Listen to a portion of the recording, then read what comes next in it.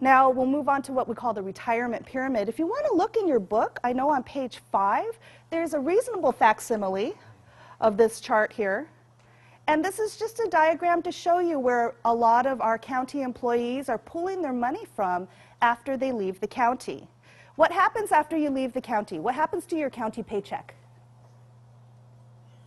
What do you think? It disappears, right? Once we stop working for the county, oh my goodness, the county stops paying us. I know that's a big surprise, right? So we have to figure out, where is our money going to come from? And this diagram is what we call the retirement pyramid, and it's supposed to show you different places you could pull money from in your retirement. On page 6, you'll be able to see this diagram as well.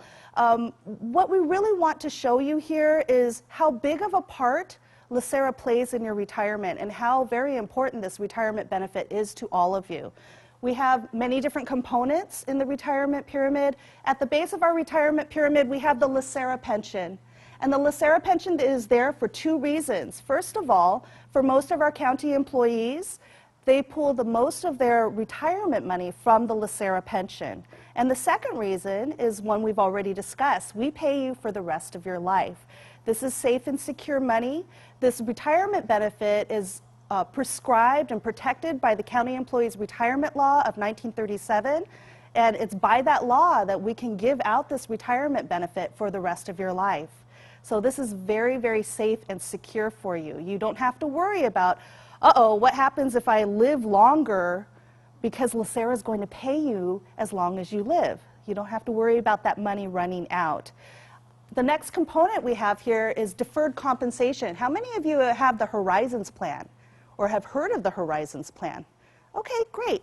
The county also offers you a supplemental retirement plan known as the Horizons plan, and it's also known as a deferred compensation plan. LACERA is called a defined benefit plan because we pay you based on a formula that is defined by the law. Deferred compensation is also known as a defined contribution plan because they don't use a formula to figure out how much to pay you. They look at how much you've put in, how much you have invested that money. Hopefully your money's going up. I know recently it's been kind of doing this. I know mine has as well. It's up to you to decide how much to put into that plan. It's up to you to decide how you want to invest that money. And at the end of the day, when you retire, you have a chunk of money to work with. You have a lot of freedom and flexibility with this plan because if you want to, you can take it all at once. Or if you want to, you could just take a little bit at a time. Or you can say, I don't want any of it until the IRS makes me take that money. Now, we actually don't represent this plan, so I just want to give you a brief overview of it. But if you have specific questions about this plan, you can contact Great West. They are the administrators of your Horizons Deferred Compensation Plan. But it's a great supplement to what you get from LACERA. Because LACERA, again, is going to offer you your safety and stability. Deferred compensation, on the other hand, is going to give you freedom and flexibility. These 2 plans work very, very well together. They're very complementary. And these are the 2 plans that the county gives you to help you prepare for retirement. Now, these other 2 components have nothing to do with the county. Those are components that you have to work on your own. The first component that you work on your own is what we call personal investments. And it's just a miscellaneous category. It's other investments that you might have. Maybe you worked out in the private sector. I know you mentioned that you had some years in the private sector. Maybe you have a retirement based on that work done in the private sector. Or maybe you are lucky enough to own income rental property and you can get money off of that piece of property. Or maybe you have other savings or other little nest eggs here or there. Personal investments are what you do on your own, so the county plays no role in this whatsoever. But it's nice to know that you can take advantage of those things. Just watch out, make sure that you go with a reputable investment company. LACERA does not offer any investment advice, nor do we give referrals, so you just have to make sure that you're making good, wise decisions for yourself. And the final component to our retirement pyramid is this little tiny triangle here, and it says SSA. What do you suppose SSA stands for? Social Security Administration. That's right. Now, how many of you have worked out in the private sector and have at least 40 quarters of Social Security? Yes? Okay, so some of us. Now, I'm not one of you. Unfortunately, I don't get Social Security because I haven't worked long enough and paid into Social Security long enough to get a benefit. My retirement pyramid is not going to be a pyramid at all. It's going to be, what is that shape? Almost like a trapezoid or something. So think of your own retirement pyramid. Think of the components that you are actually going to be able to take advantage of. If maybe you're shy just a couple of quarters, sometimes people, after they retire from the county, they'll go ahead and they'll pick up those extra quarters by working in the private sector just to make sure they get that little SSA benefit. When it comes to Social Security, if you qualify for Social Security benefits, you may not receive everything that Social Security says you're going to receive. How many of you receive a statement from Social Security every year that says, at age 62, you will receive this much money? How many of you get that? Okay, there's a little paragraph, a couple, maybe about 2/3 of the way down the page that talks about something called the windfall elimination provision. How many of you have heard of that one? The windfall elimination provision? So back in 1986, the powers that be decided that because there are people who depend upon Social Security for all of their retirement or for the vast majority of their retirement, they look at people who are lucky enough like us to have a LACERA pension or to have some other sort of pension that is not combined with Social Security. They look at us and they say, well, you know, since you have this other benefit, we need to make sure we conserve the money for the people who depend upon it for all of their retirement income or the bulk of their retirement income. There's actually a statistic out there that says that 2/3 of Americans rely upon Social Security, retirees anyway, 2/3 of American retirees depend upon Social Security to make up half or more of their retirement income. So that's actually a lot of people who depend upon the Social Security.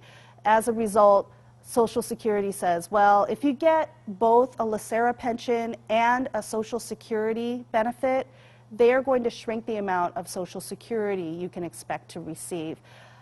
Is it fair? I don't know. Most people who are affected by it say no. Is it something that is going away anytime soon? Probably not. We just want to make sure that our members are aware that this is the case. So when you plan for your retirement, you're not thinking, hey, I'm going to get this big Social Security amount. I'm ready to go. I'm financially ready to retire, and only come to find that they don't pay you this. They pay you this instead, and now you're pinching and scraping by.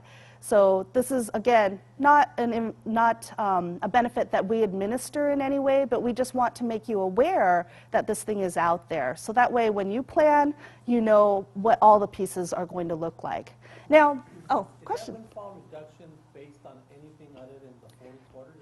Is county time? It's actually based on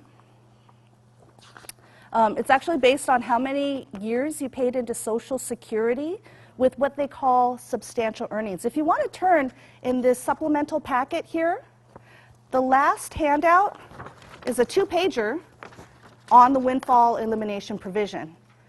We've actually taken the information from Social Security's website. We just repackaged it on LACERA's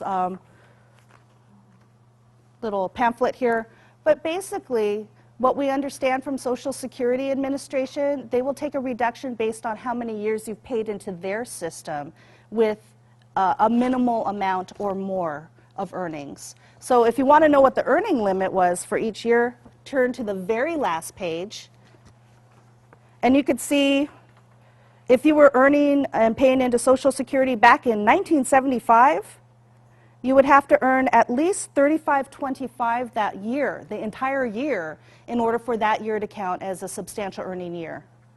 You can actually compare that to your earnings as they're listed on your Social Security statement, because they also list the years that you paid in and how much your earnings were each year. Now, if you only made $3,000 that year and not $32.50 or $35.25, I'm sorry, if you didn't make that amount, then that year would not count as a substantial earning year.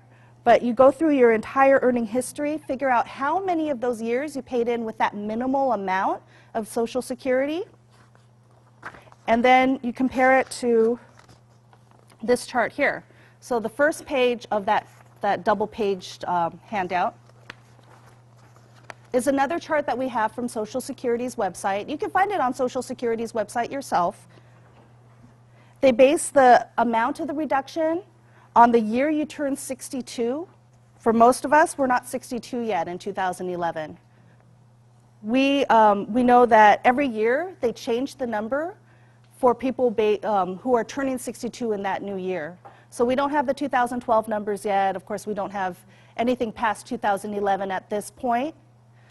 But if you were turning if you were turning 62 in 2011 and you had fewer than 20 years of substantial earnings, the maximum reduction would be $374.50.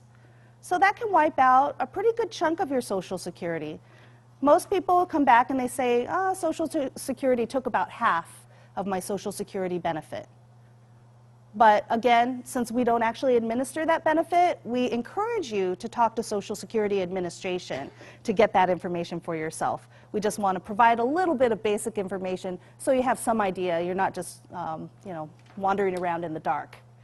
So you're saying that in 2011 you turned 62 and you had 30 years of service, they won't take anything off? That's correct. Yes, for people who had 30 years of Social Security substantial earnings, you'll notice that they don't take anything out. That's a pretty nice place to be. But that also means you're burning the candle at both ends. If you're both working for the county and you have 30 years of substantial earnings, they figure at that point you've earned it. So I think you mentioned that you had 26 years out in the private sector? No, I had about 21 years. About 21 years. Okay, so you would fall in the 21-year category if all of those years were substantial earning years. But at least you have some sort of idea how this benefit works.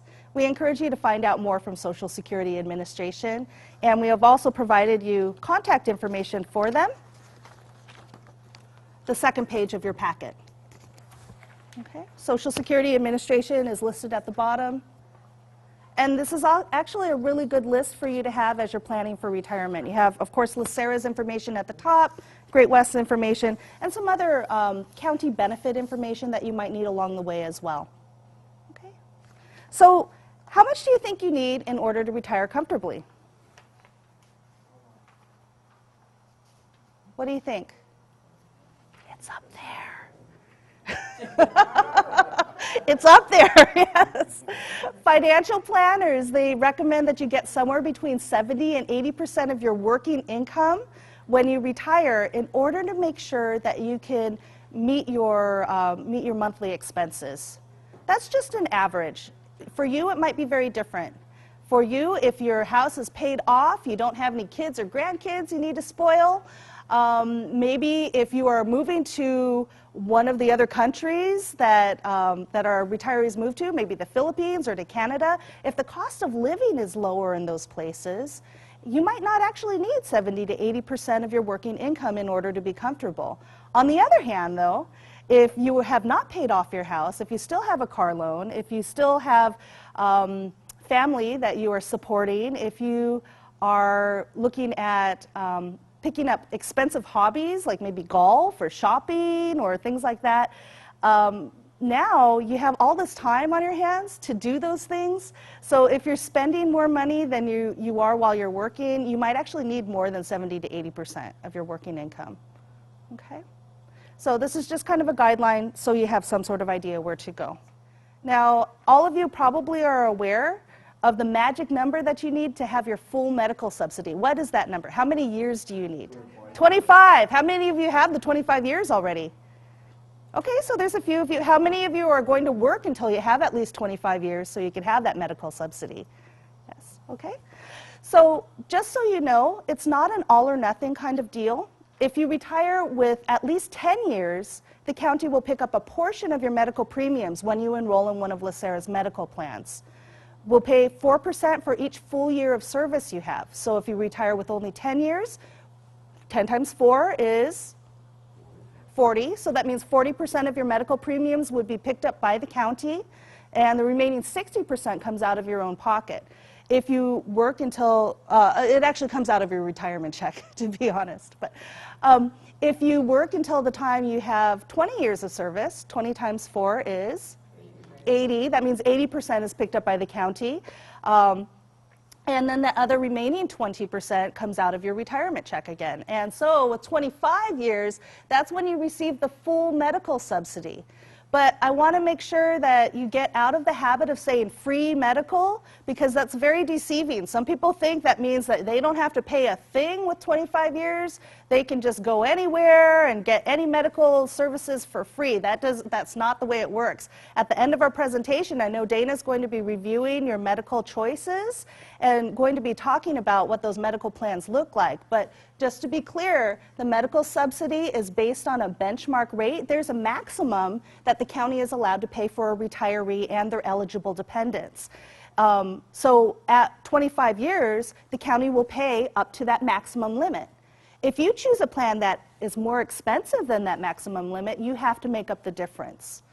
Also, that's just the membership fee. That's the premium that we're talking about. There's also a fee for service when you actually go to use the insurance. So for instance, if you have an HMO, when you go to the doctor, yes, even if you have 25 years, the insurance premiums are paid for you, but you still have to pay your copay.